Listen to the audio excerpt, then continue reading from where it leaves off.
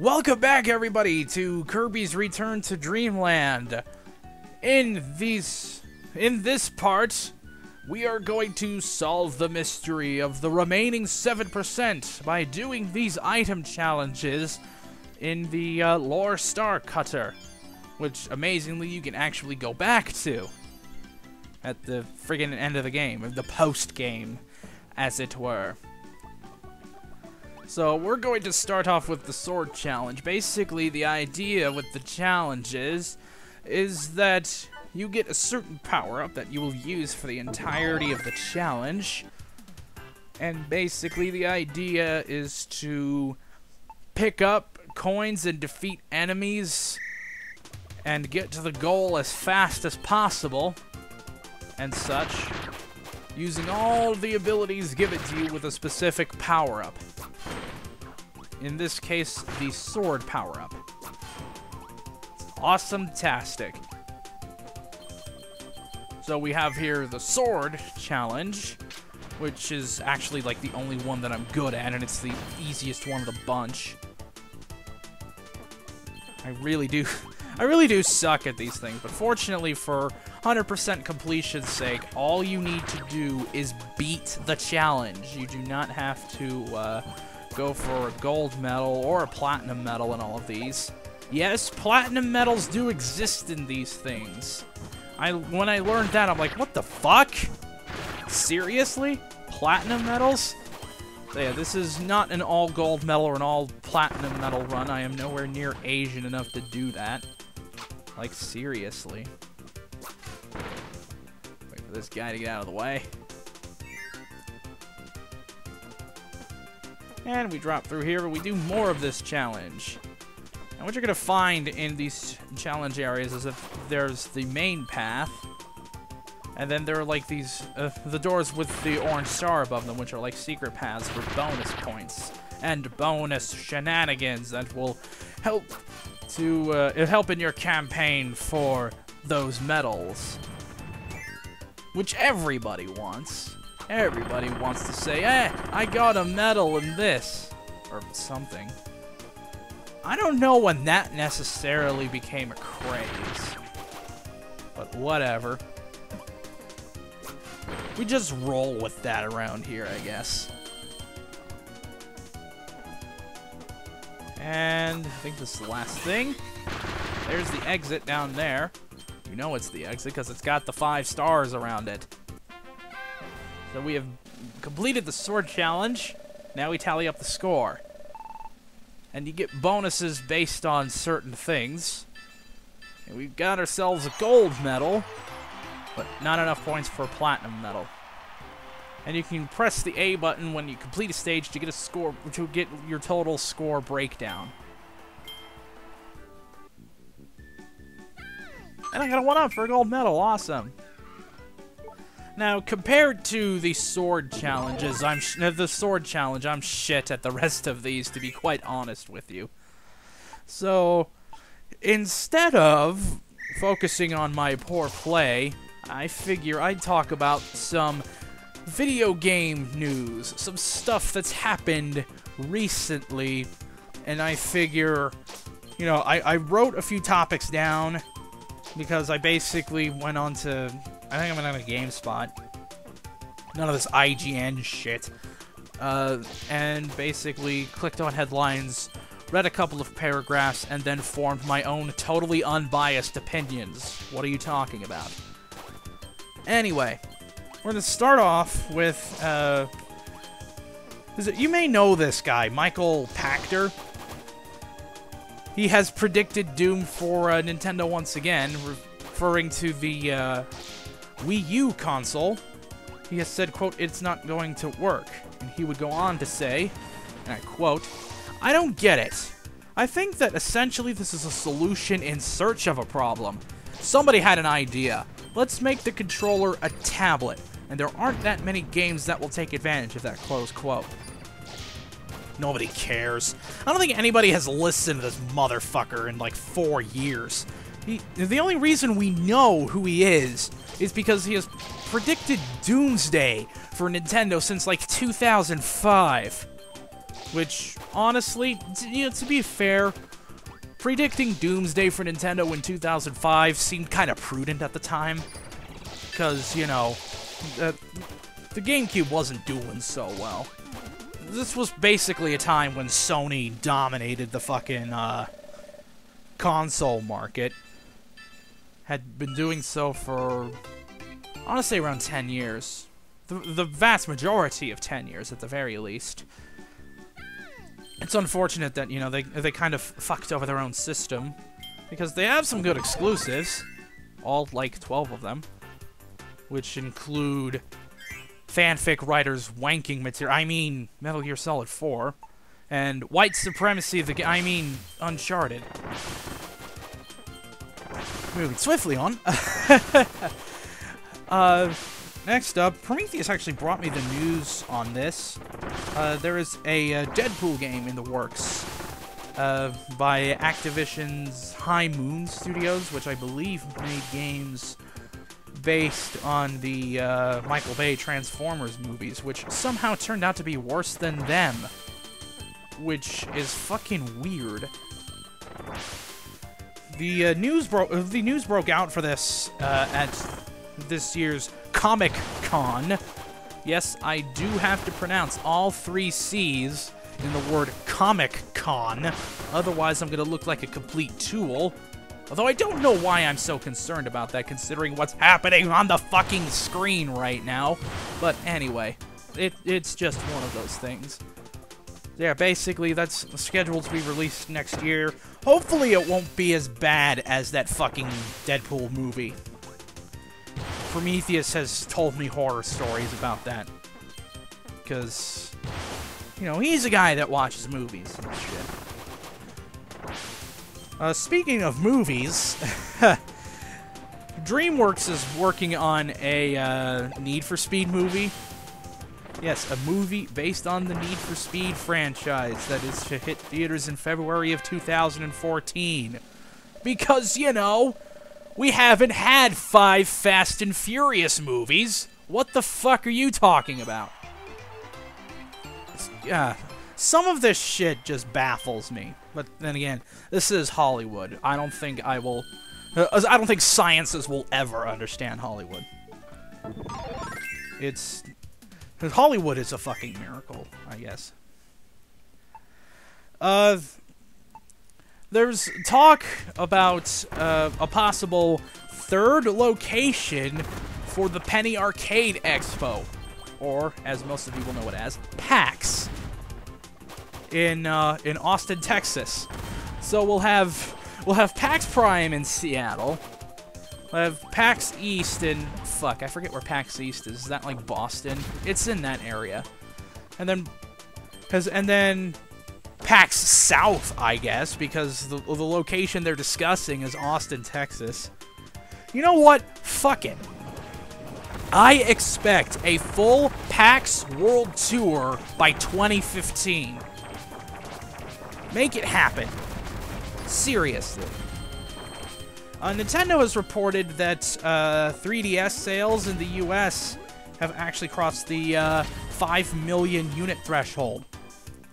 This console was released over here in March of 2011, I believe. 5 million units in 15 months ain't that impressive.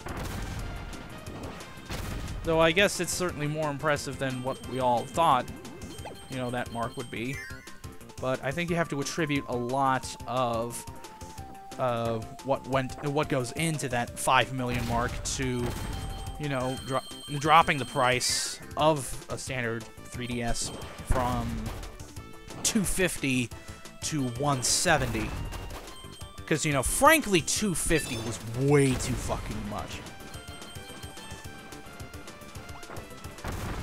There's this, and then for the fucking 3DS XL, which the whole XL thing still boggles me. What? Oh my god. If you're making an extra large version of a portable system, you're completely taking out the fucking portable part of the fucking system. Ah! It hurts my brain. Think about that. Next up. Jesus Christ. Vivendi Universal has been looking to sell for quite some time. Activision Blizzard. And no surprise, no one's interested. No one is fucking interested. And they've gone to companies like Disney and Microsoft. Nobody in the fucking world is interested. The company has an estimated net worth, or the developer, whatever, has an estimated net worth of like some $8 billion US or something. In other news, maybe talking about some upcoming games for the 2012 year, because, you know, we fucking haven't had that many. We have to resort to a Dragon Ball Z title for the Kinect to fucking talk about. News broke for Dragon Ball Z for Kinect like a fucking long time ago. Like, it's been several months. It's to be released on October. It was one of the things that was stage demoed at this year's Comic-Con. There's that word again. Comic-Con. There's 3 C's in fucking Comic-Con. So basically, you can now deliver a Kamehameha without a controller. So, you know, if you have a living room that's big enough for a Kinect, and only the most grandiose of manners actually have a living room that is large enough for a Kinect, you could have fun turning Super Saiyan with fucking Dragon Ball Z for Kinect. Jeez, what else was there? Oh, I can't believe I didn't write this one down until, like, I was a third of the way down the page. But there's this company, Ouya, or Ouya. I have no idea how that's pronounced, and frankly, I don't give a shit. But basically, they've been trying to make a games console that runs on the Android OS. And last week, they started up a Kickstarter fund, saying that they needed pretty close to $1 million to help with you know, getting the console out there or something. I don't know. I don't remember. I didn't read very much. I'm a very busy man with these fucking playthroughs. But basically, there was like a $950,000 target. It was met in like 12 fucking hours. This is actually one of the rare success stories for fucking Kickstarter. Which is strange, to be quite honest with you.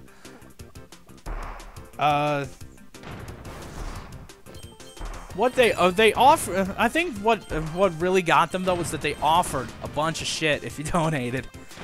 Basically, there were certain tiers of donation levels, and at certain tiers you would you would get a free one, obviously. And another tier you would have your fucking username etched into the controller. I thought that was pretty cool.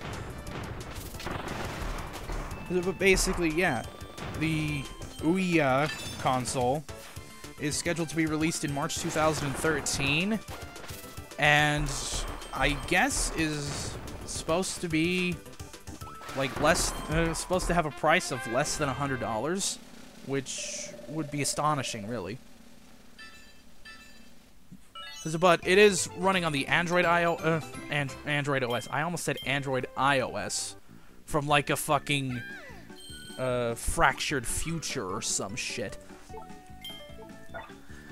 But anyway, it's running the Android OS, which means you can hack the shit out of it, because it's basically the closest thing to being open source without actually being open source. Basically, you're selling a hackable games console because, you know, Xbox Live has not already proven that, you know, like 98% of indie games are shit. That totally hasn't happened. That's most of what I got, actually. And it's a good thing, too, because we're on the item challenge, probably the most interesting of the challenges, because you have to use all the items to your advantage to get to the end. Who would have thought? Something called the item challenge. You would use something like items. It's a crazy notion. It's the craziest notion since... It's the craziest notion since Jack Black being a character other than Jack Black. Or something. Who doesn't love the little umbrella trumpet thing? Like, seriously. The umbrella... I guess it's not a trumpet. It's like a French horn.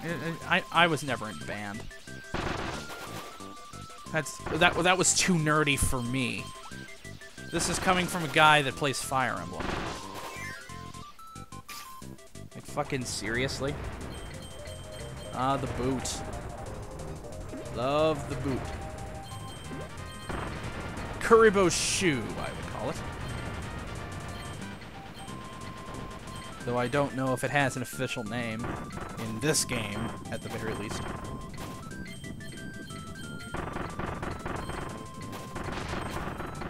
Kuribo is Japanese for Goomba. Or is the Japanese name for Goomba. And I realized I needed to take the freaking shoe in here.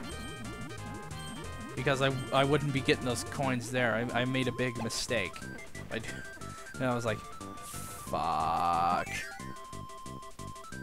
Oh well. The end is just down here, though. So, that is the 7th and final challenge completed. Even though we only got 2 gold medals out of the whole frickin' deal. And now, what do we get? But a message saying, main mode 100% clear! Congratulations!